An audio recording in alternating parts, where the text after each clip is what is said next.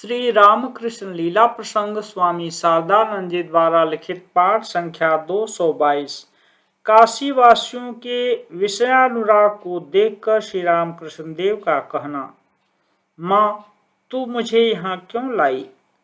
श्री रामकृष्ण देव से हमने सुना है कि उनकी तीर्थ यात्रा पर मथुर बाबू ने 1 लाख रुपए से भी अधिक खर्च किए थे।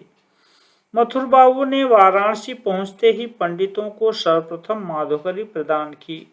तदनंतर एक दिन उन लोगों को सपरिवार आमंत्रित कर संतोष पूर्वक भोजन कराने के बाद उन्होंने प्रत्येक को 1 वस्त्र तथा 1 रुपया दक्षिणा दी तथा वृंदावन दर्शन कर वाराणसी लौटने पर श्री रामकृष्ण देव की आज्ञा से एक दिन कल्पतरु बनकर बर्तन, वस्त्र, कंबल, पादुका आदि नित्य व्यवहार की वस्तुओं में से जिसने जो कुछ मांगा उसे वही प्रदान की।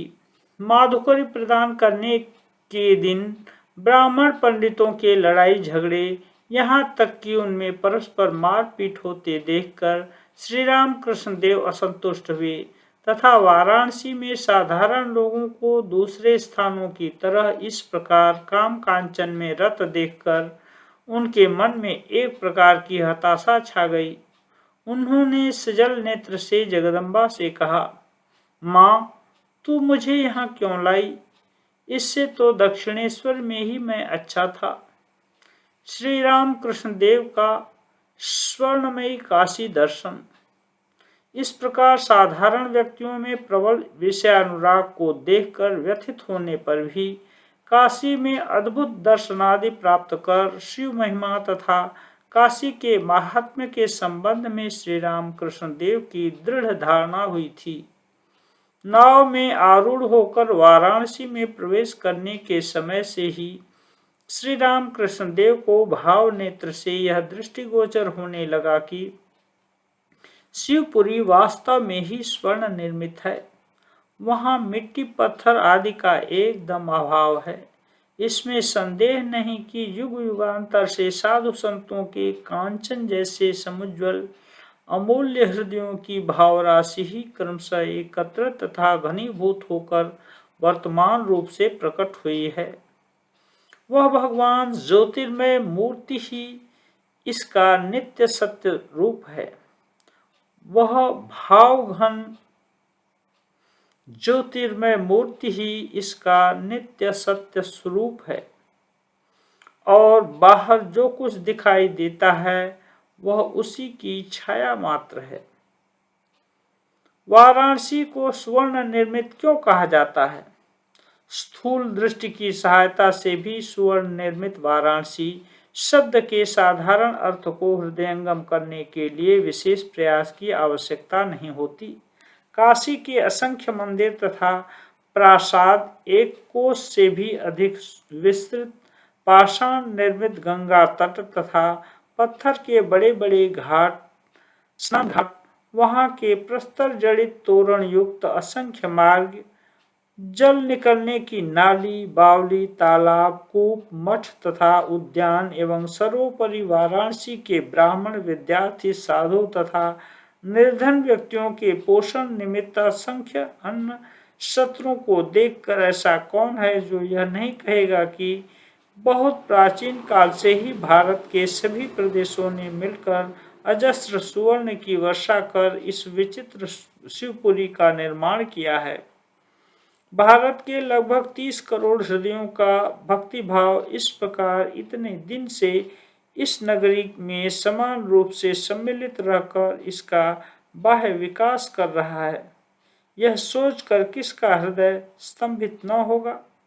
इस विपुल भाव प्रवाह के अदम्य वेग को देखकर कौन मोहित न होगा तथा इसकी उत्पत्ति का निर्णय करने में प्रवृत्त हो ऐसा कौन है जो आत्मविभोर नहीं हो उठेगा?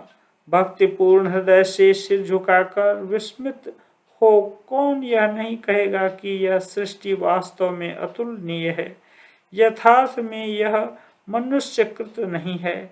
असहाय जीवों के प्रति दीन शरण आर्तों का रक्षण करने वाले विश्वनाथ की अपार कृपा द्वारा ही यथार्थ में इसको जन्म मिला है और उनकी साक्षात शक्ति ही अन्नपूर्णा के रूप में वहां चिर अधिष्ठित रहकर अन्न वितरण द्वारा जीव के अन्नमय एवं प्राणमय शरीर का तथा आध्यात्मिक भाव वितरण के द्वारा उसके मनोमय विज्ञानमय एवं आनंदमय शरीर का पूर्ण रूप से पोषण कर रही है तथा शीघ्रता के साथ मुक्ति या विश्वनाथ के साथ एकात्म बोध की ओर इसे उसे अग्रसर कर रही है।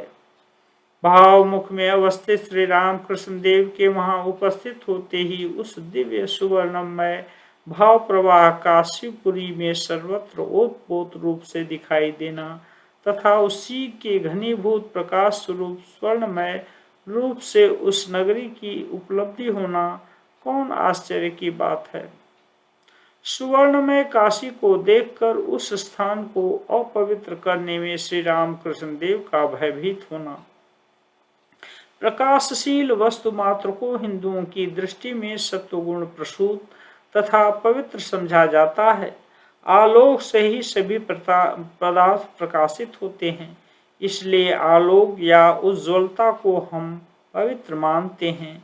देवता के समीप अखंड प्रदीप रखना, देवी देवताओं के सम्मुख दीपक को न बुझाना आदि शास्त्रीय नियमों को देखने पर भी यह बात हमारी समझ में आ जाती है। संभवतः इसीलिए उज्ज्वल प्रकाश युक्त सुवर्ण आदि पदार्थों को पवित्र रूप से देखने तथा शरीर के निम्न भाग में स्वर्णालंकार धारण न करने की विधियों का उद्भव हुआ है। वाराणसी को सर्वदा स्वर्णमय देखकर तथा यह सोचकर कि शौचादि के द्वारा वह स्वर्ण अपवित्र हो जाएगा, बालक स्वभाव श्री राम कृष्ण देव सर्वप्रथम अत्यंत चिंतित हो उठे थे।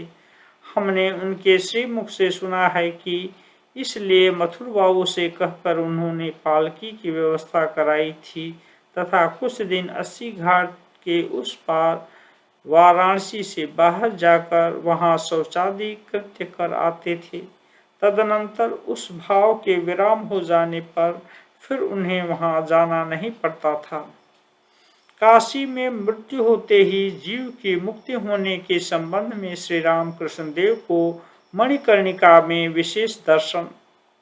काशी में और एक विशेष दर्शन की बात हमने श्री राम कृष्ण देव के श्रीमुख से सुनी थी। वाराणसी में मणिकर्णिका आदि पंच तीर्थों के दर्शनार्थ प्राय लोग गंगा जी से नाव में जाते हैं।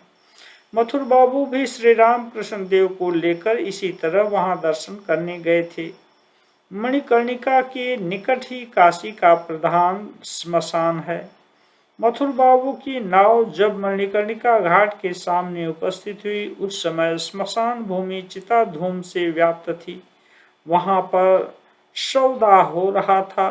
भाव में श्री राम कृष्ण देव की दृष्टि सहसा उधर पड़ते ही वे एकदम आनंद से उत्फुल्ल हो उठे तथा रोमांचित हो दौड़कर नाव के बाहर निकल आए एवं नाव के बिल्कुल किनारे पर खड़े होकर समाधिस्थ हो गए। यह सोचकर कि वे कहीं गंगा जी में गिर न पड़े, मथुर बाबू के पंडा तथा नाव के मल्लाह श्री राम कृष्ण देव को पकड़ रखने के लिए दौड़े, किंतु किसी को पकड़ना नहीं पड़ा। लोगों ने देखा श्री राम कृष्ण देव शांत अचल निश्चेत रूप से खड़े हुए हैं। एक अद्भुत ज्योति तथा हास्य से उनका मुखमंडल उत्पासित हो रहा है तथा उसने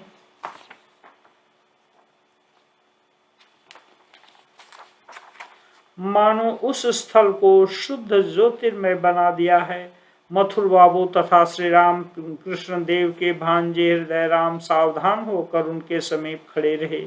मल्लाह लोग भी दूर खड़े होकर आश्चर्यचकित दृश्य से श्री राम कृष्ण देव के उस अद्भुत भाव को देखने लगे। कुछ देर बाद श्री राम कृष्ण देव के उस दिव्य भाव के विराम होने पर सब ने मणिकर्णिका में उतरकर स्नान आदि किया और तत्पश्चात पुनः नाव पर बैठकर अन्यत्र प्रस्थान किया। तब श्री राम कृष्ण देव अपने उस अद्भुत दर्शन की बात मथुर बाबू आदि से कहने लगे। उन्होंने कहा, मैंने देखा कि पिंगल वर्ण जटाजुधारी दीर्घकाय एक श्वेत वर्ण पुरुष धीरे धीरे स्मशान की प्रत्येक चिता के समीप आ रहे हैं तथा प्रत्येक व्यक्ति को यत्नपूर्वक उठाकर उसके कान में तारक ब्रह्म मंत्र प्रदान कर रहे हैं। सर्वशक्तिमती जगदम्बा भी स्वयं महाकाली रूप से जीव की दूसरी ओर उस चिता पर बैठकर उसके स्थूल सूक्ष्म कारण आदि सब प्रकार के संस्कार बंधनों को खोल दे रही है तथा निर्वाण के द्वार को उन्मुक्त कर अपने हाथ से उसे अखंड के घर भेज रही है। इस तरह अनेक कल्प की तपस्या आदि के द्वारा जीव को जिस अद्वैतानुभव जनित भूमानंद की प्राप्ति होती है, विश्वनाथ तत्काल ही उस वस्तु को प्रदान कर उसे कृतार्थ कर रहे हैं। मथुर बाबू के साथ जो शास्त्रज्ञ पंडित उपस्थित थे, उन लोगों ने श्री राम कृष्ण देव के अनुपम दर्शन की बात को सुनकर कहा। काशी खंड में संक्षेप में यह लिखा है कि यहाँ पर मृत्यु होने से विश्वनाथ जीव को निर्वाण पर प्रदान करते हैं, किंतु किस तरह प्रदान करते हैं इसका कोई विस्तृत उल्लेख नहीं है। आपके दर्शन से यह विदित होता है कि किस प्रकार वह संपन्न होता है। आपके दर्शन आदि शास्त्र में लिपिबद्ध वचन का भी अतिक्रमण कर जाते हैं।